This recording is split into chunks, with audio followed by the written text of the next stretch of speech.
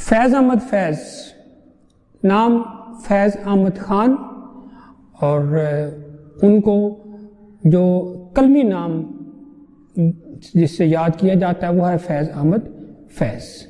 فیض کون فیض؟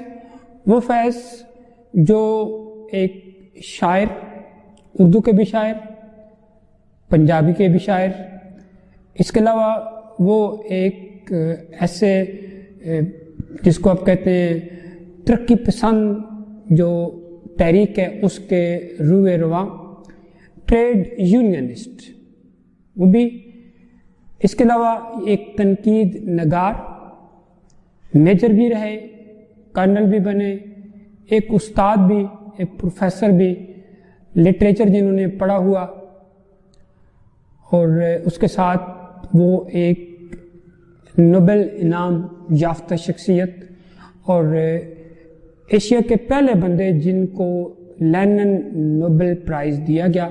اس کے علاوہ ان کے نام پر بہت ہی زیادہ اور بھی بہت سارے انعامات ہیں، اور وہ فیض جو ایک ایسے گھرانے میں پیدا ہوئے جو ایک مذہبی گھرانہ تھا، جو ادبی سرکل میں جن کی ایک اپنا نام تھا، وہاں سے انہوں نے اپنا آغاز کیا زندگی کا۔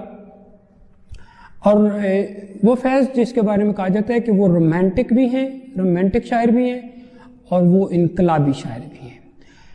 ان پر میں مکمل اور زیادہ بات کرنے سے پہلے یہ بتاؤں کہ یہ جتنی میں نے جس بندے کے بارے میں بتا رہا ہوں اس کے ساتھ میرا اپنا بھی کچھ کسی طرح سے ایک تعلق ہے، اور وہ کیا ہے، آج میں پروفیسر ہوں ڈپارٹمنٹ آف انگلش میں، انگلش لٹریچر میں، اور جب میں نے انٹرویو دیا تھا تو انٹرویو میں مجھ سے انہوں نے جو سوال پوچھے تھے، اب یہ جو سوال ہے یہ تقریباً لٹریچر کے ہر اسٹوڈنٹ سے پوچھا جاتا ہے، اور آپ لوگ جو اس وقت مجھے سن رہے ہیں میں آپ لوگوں کو بھی یہ بتاؤں گا جو اسٹوڈنٹ ہیں کہ جنہوں نے آگے جا کے دینا ہے انٹرویو دینا ہے، تو آپ سے یہ سوال ضرور پوچھا جائے گا کہ who is your favourite poet. مجھے یاد ہے کہ میرے اپنے انٹرویو میں بھی انہوں نے مجھ سے 3 شخصیات پر گفتگو تھی، جن میں سے سب سے پہلے تھے شیکسپیئر، اس کے بعد انہوں نے ارسطاٹل کے بارے میں بات کی، اور آخر میں انہوں نے مجھ سے فیض احمد فیض کے بارے میں بات کی تھی۔ تو فیض کے بارے میں جو انہوں نے مجھ سے ایک سوال پوچھا تھا کہ who is your favourite poet, تو اکثر جو ہے نا اسٹوڈنٹ وہ اس شاعر کا نام لے لیتے ہیں جو ان کو بہت آسان لگتا ہے، اور پھر وہ جب نام لے لیتے ہیں تو ظاہر نام لینے کے بعد پھر ان کو کنسنٹریٹ اسی پر پھر سوال پوچھے جاتے ہیں۔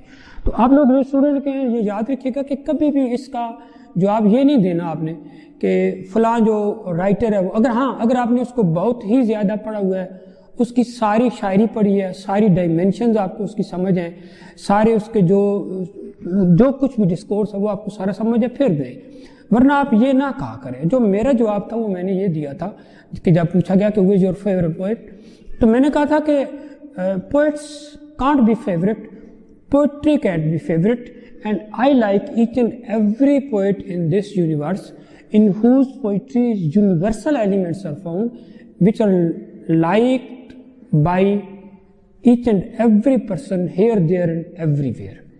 کہ شاعری جو ہے نا کسی کا ایک شعر پسند ہے، کسی کا پوری غزل پسند ہے، کسی کی کتاب پسند ہے، کسی کی ایک لائن پسند ہے، تو اس کا مطلب یہ نہیں ہوتا کہ وہ بندہ جو ہے وہ ہمارا فیوریٹ شاعر ہو گیا ہے۔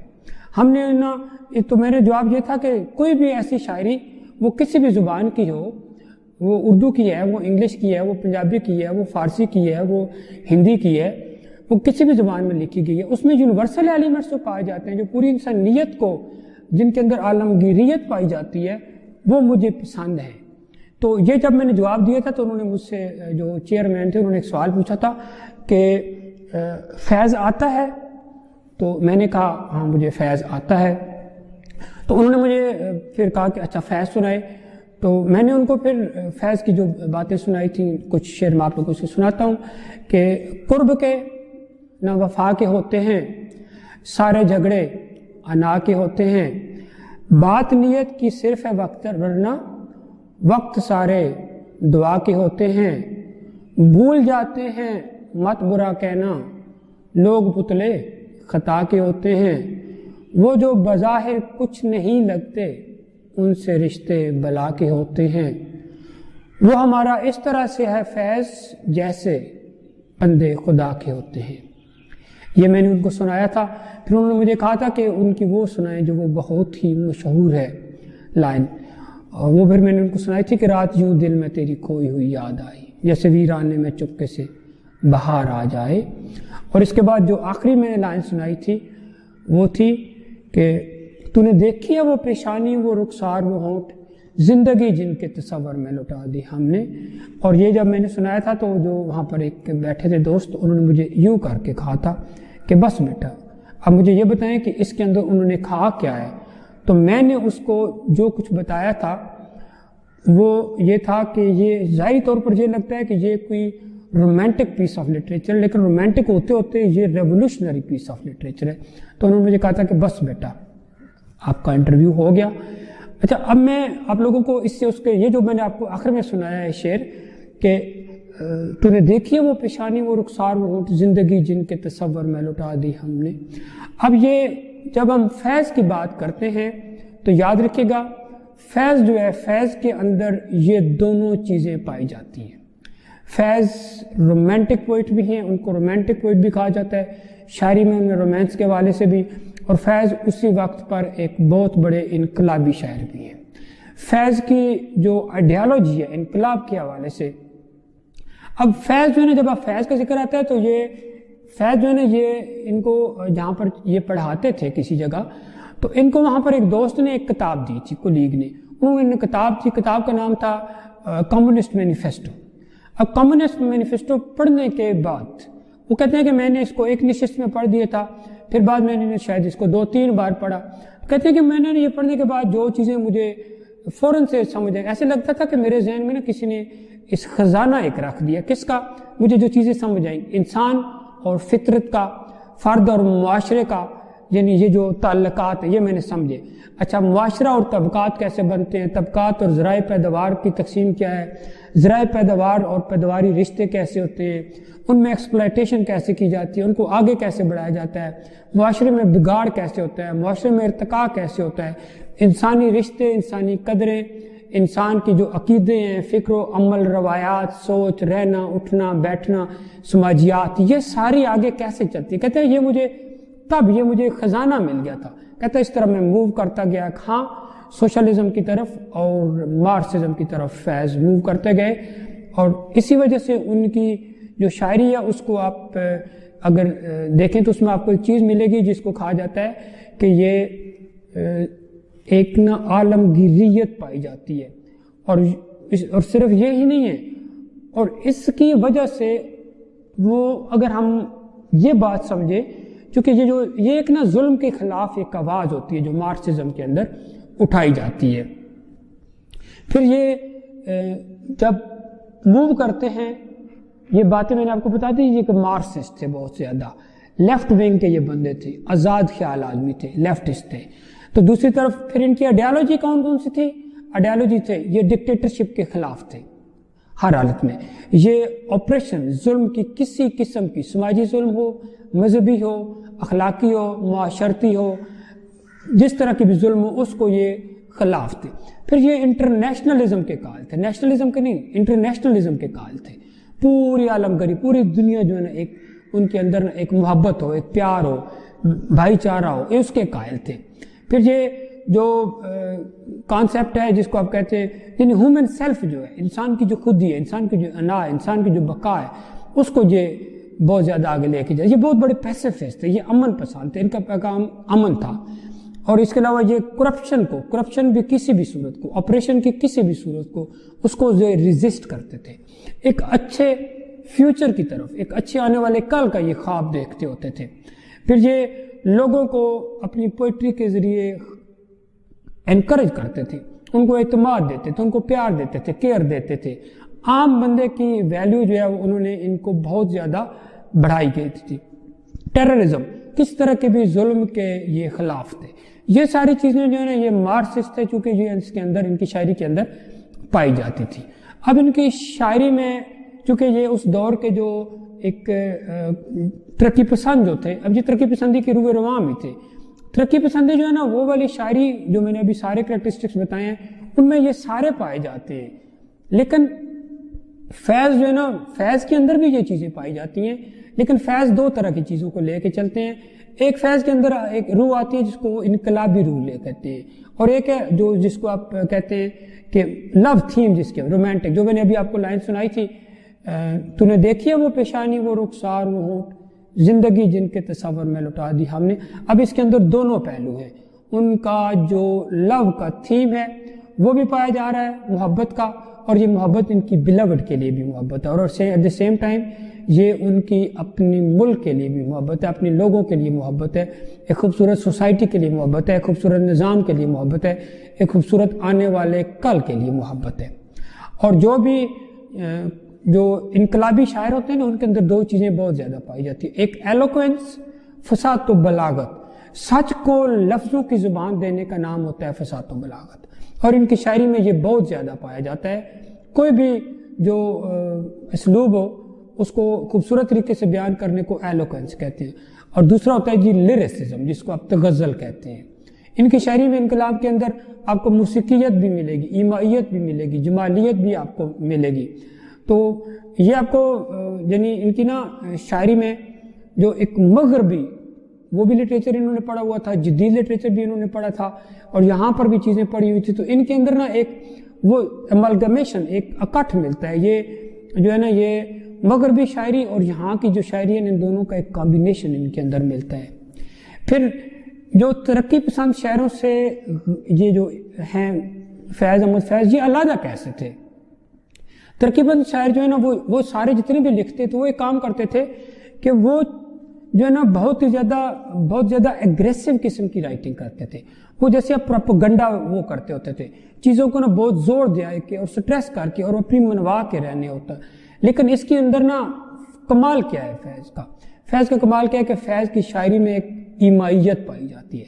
ईमाइयत का मतलब है तो इसकी शायरी के अंदर रोमानवी रंग भी है, इनकी शायरी के अंदर एक सादगी जो है जिसको आप कहते हैं वो चीज़ें भी इसकी शायरी के अंदर बहुत ही ज़्यादा मुख्तलिफ तरीक़ों से पाई जाती हैं। वो भी आप यहाँ पर इसको मिलेगा, और इन्होंने ना उसको रोमानवी कलर दिया ना। ईमाइयत का मतलब ये है कि उन्होंने इसको सादगी से लिया है, अपने प्रोपेगेंडा इसको नहीं बनने दिया, इसको अपनी मोहब्बत की जो एक लाइन है उसको भी कायम रखा, और उसी टाइम पे इन्होंने जो अपनी शायरी का इनकलाबी रूह है उनको साथ, दोनों को साथ ले के चले हैं, और इसलिए उनके अंदर जो एस्थेटिसिज्म है वो भी पाया जाता है, सादगी भी पाई जाती है, और मौसीकियत भी पाई जाती है, और ईमाइयत जो है वो सबसे ज़्यादा इनके अंदर वो भी आपको मिलेगी।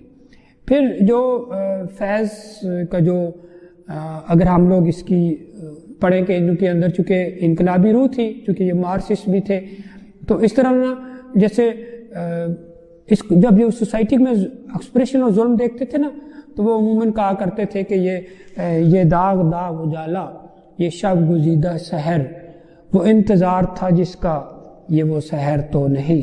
या फिर एक जगह और वो कहते हैं कि चले चलो कि वो मंजिल अभी नहीं आई।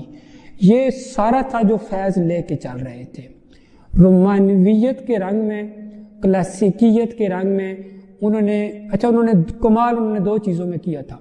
उन्होंने रवायत को छोड़ा नहीं है, जो रवायत चलती आ रही थी गज़लों के हवाले से, उनकी गज़लों में आपको बहुत ईमाइयत मिलेगी, सादगी में। जो एक रवायत चलती आ रही थी उसको भी साथ लेके चले हैं, और जो अब वहाँ से जब आगे निकले हैं तो उन्होंने अपनी इन तमाम शायरी की चीज़ों को उनके एक नई जो है ना डायमेंशन भी दी है कि वो वाला भी रंग रहे और इनकलाबी रंग भी इसके अंदर मौजूद रहे।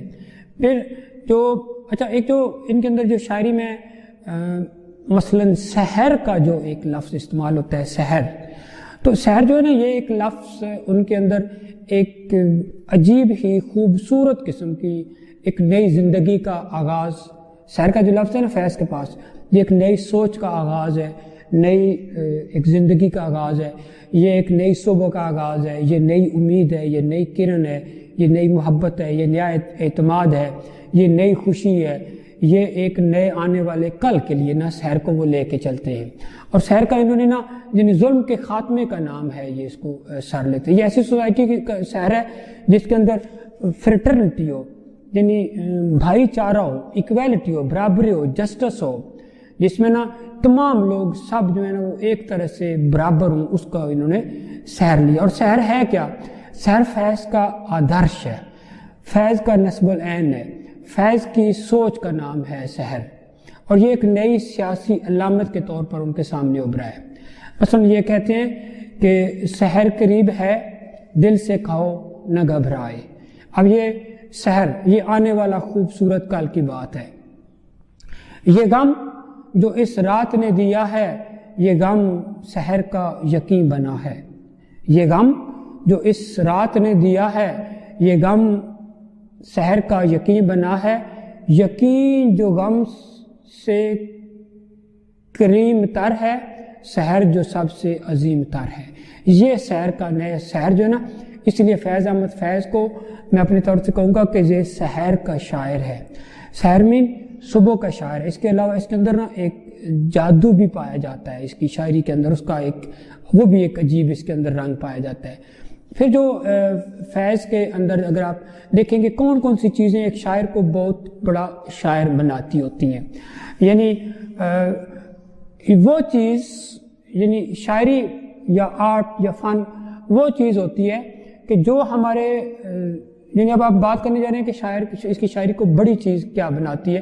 فیض احمد خود بھی یہ کہا کرتے تھے کہ وہ شاعری بڑی شاعری ہوتی ہے جو آپ کا تزکیہ نفس کرتی ہے، آپ کے اندر ایک نئی روح پھونکتی ہے، آپ کے دماغ کو جلا بخشتی ہے، آپ کو ایک نئی سوچ دیتی ہے، آپ کو نئی سوچ دینے کی طرف ابھارتی ہے، آپ کو سوال اٹھانے کی طرف، ایک خوبصورت کل کے بارے میں، ظلم کے خاتمے کے بارے میں آپ کے ذہن میں آتے ہیں. وہ فیض کہتے تھے کہ اچھا ادب ہوتا ہے.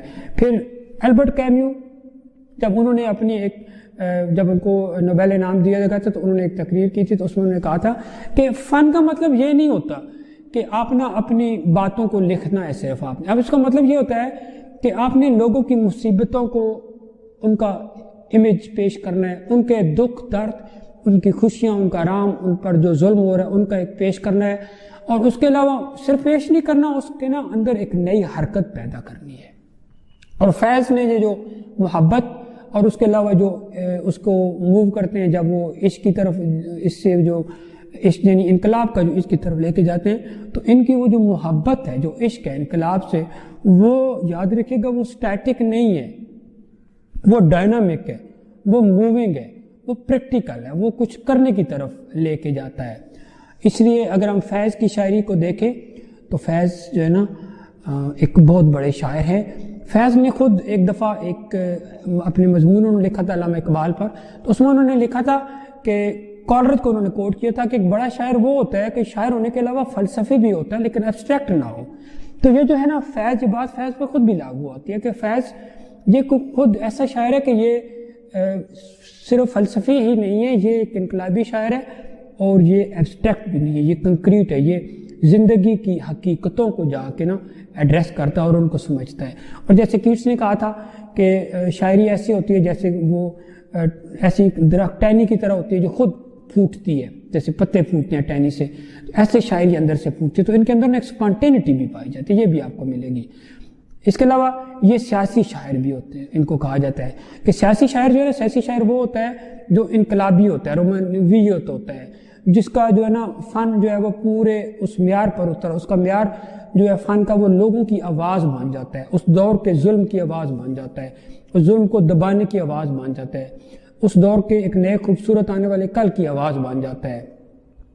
اور وہ صرف ایک اپنے آپ سے کچھ نہیں کہہ رہا ہوتا، وہ اپنے دور کے شاعروں سے نہیں، اپنے دور کے مسائل سے، اپنے لوگوں سے، ان سب سے بھی وہ گفتگو کر رہا ہوتا ہے، ان کو بھی ساتھ لے کے چل رہا ہوتا ہے. لہذا یہ جو ہے اپنے اس دور کی بھی روح ہے اور آج کے دور کی بھی یہ روح ہے. پھر ایک اور بات جو آپ کو کہوں کہ فیض کا جو ایک معنیاتی نظام ہے، تو فیض کے معنیاتی نظام کو سمجھیے گا کہ اس کا جو فیض کا معنیاتی نظام ہے نا، یہ تو اچھا شاعری کس کی اچھی ہے یہ تو وقت فیصلہ کرتا ہے. فیض نے اپنے آپ کو آہستہ آہستہ ایک شاعر کے طور پر منوایا اور یہ اپنے عہد کی آواز بھی بن گئے. اور فیض میں جو چیزیں پائی جاتی ہیں وہ ان کی نرمی ہے، ان کی ایمائیت ہے، سادگی ہے، اور وہ پرکشش جذبیت ہے، اور ظلم کے خلاف جو انہوں نے استعارے کیے استعمال، تو وہ سارے نا ان کے اندر ایک نیا معنویت کا رنگ لیے ہوئے ہوتے ہیں. جیسے وہ کہتے ہیں کہ یہ رات اس درد کا شجر ہے جو مجھ سے تجھ سے عظیم تر ہے. پھر وہ ایک اور جگہ کہتے ہیں علم نصیبوں جگر فگاروں کی صبح افلاق پر نہیں ہے جہاں پہ ہم تم کھڑے ہیں دونوں سحر کا روشن افق یہی ہے.